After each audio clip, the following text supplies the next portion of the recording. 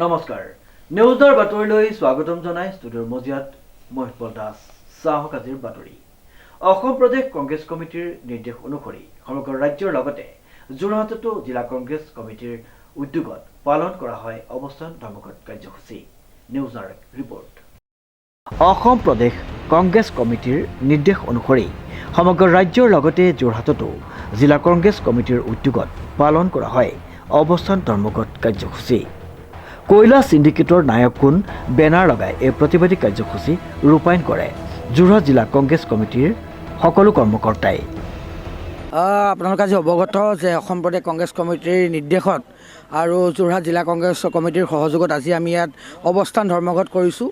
আমাৰ বেনাৰখন দেখিলে আপুনি গম পাব যে অবৈধ সিন্ডিকেটৰ নায়ক কোন। অৰ্থাৎ এটা কথা ক'ব লাগিব যে 2018 চনত যেতিয়া মেঘালয় যে ৰেড হোল মাইনিং হৈছিল সেই সময়ত উচ্চতম ন্যায়ালয়ে এই ৰেড হোল মাইনিং প্ৰক্ৰিয়াটো বন্ধ কৰিবৰ বাবে নিৰ্দেশ জাৰি কৰিছিল। তাত প্ৰায় 15 জনতকৈ অধিক লোকৰ মৃত্যু হৈছিল আৰু এতিয়া যি ডিমা হাছাও উমৰাংচু যি অঞ্চলত কিং কিলুট নামৰ যি অঞ্চলত যি এই ঘটনা ঘটি আছে তাত যে অবৈধ খনন চলি আছে তাত ইতিমধ্যে এজন লোকৰ মৃত্যু হৈছে, এজন লোক সুস্থ শৰীৰে বাহিৰলৈ আহিছে আৰু যিজন সুস্থ শৰীৰে বাহিৰলৈ আহিছে তেওঁ কোৱা অনুসৰি তাত প্ৰায় 25 বা 30 জন লোক ইতিমধ্যে আবদ্ধ হৈ আছে। আজিৰ তাৰিখত এই কাৰ ছত্ৰছায়াত কাৰ নিৰ্দেশত কাৰ মানে আশীৰ্বাদত এই গোটেই কয়লা খনন কাৰ্য চলিছে। আমি জনাৰ মতে যে ইয়াত প্ৰায় 2000 কোটি টকাৰ এটা লেনদেন চলি আছে। ইয়াত প্ৰতিখন গাড়ীত 65,000 পৰা 1 লাখ টকা প্ৰতিদিনাখনে সংগ্ৰহ কৰা লোক আছে। গতিকে আমাৰ প্ৰশ্ন যে ইয়াৰ নেতৃত্বত কোন?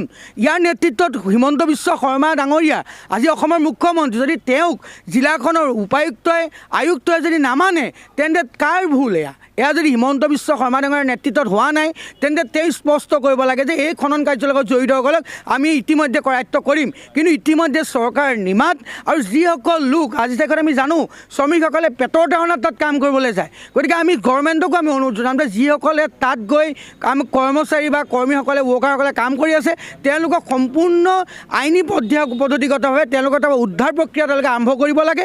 আৰু লগে লগে এটা কথা স্পষ্ট যে আমি আগতেও জানো যে উজনি অসমত বিভিন্ন ধৰণৰ কয়লাৰ সিন্ডিকেট হয়, বিভিন্ন চুপাৰী সিন্ডিকেট হয়, ইয়াত গৰুৰ সিন্ডিকেট হয়, তামোলৰ সকলো ধৰণৰ সিন্ডিকেট আমি উজনি অসমত দেখিলোঁ।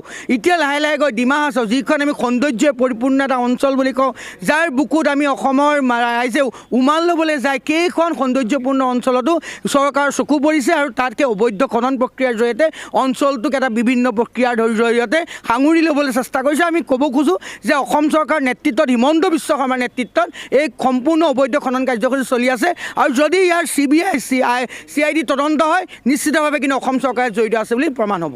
কংকনজ্যোতি শৰ্মাৰ ৰিপৰ্ট নিউজ নাও।